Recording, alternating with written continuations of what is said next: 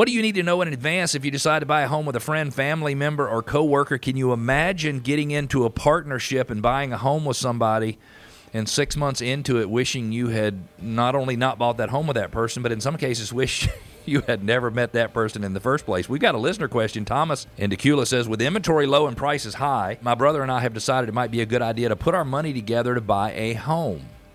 Is this a good or a bad idea? Well, it could be a good idea and it could be a bad idea. A couple things you need to know is it's really affordability issues in the housing market. They're really not going away for younger buyers, and the financial challenges that hinder millennial homeowners has been well documented between overwhelming student loan debt and record level home prices. So sometimes they just can't afford to buy a house themselves.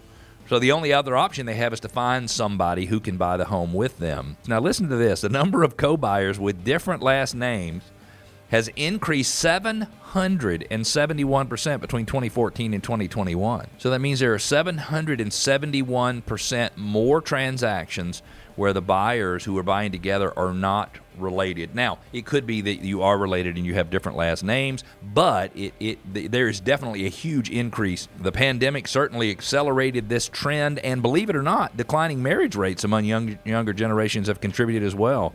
I don't know exactly how the marriage rate is declining, but it's definitely going down. The share of unmarried couples that purchased a home accounted for 9%, 1 in 10 of all buyer transactions throughout the country. Low mortgage rates since 2008 and record lows during the pandemic presented an opportunity to finally tap into homeownership for these unrelated parties to live near more major metro areas. A couple of the important things that you need to remember: when you buy the property, you need to identify long-term intentions for the property. What are you looking to do? And you need to agree on that as a group. If someone gets a job on the other side of the country, what's going to happen? What's going to happen if the parties cannot cover the expenses to the property? If you're supposed to pay 50% and you can't pay your 50%, what's the other person supposed to do? You also need to identify your exit strategy before going into any type of co-buying partnership. That involves like determining how long you intend to live in the property, how they want to approach selling or renting it, and then one or more parties is ready to move on. What happens? Got to understand your options and you got to know your rights. One of the very important things for people to consider is how they take title to the property. In the state of Georgia, you can take title to a property as natural persons, as tenants in common, or joint tenants. Tenants in common means you have a divided interest in the property.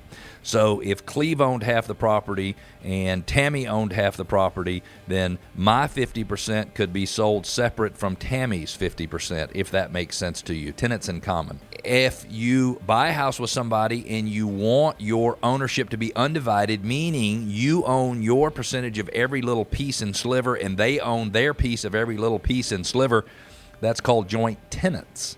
Joint tenants means only me and Tammy together, in my example, could move forward to sell our interest. I couldn't sell mine separate from hers, and she couldn't sell hers separate from mine. This is very important to know.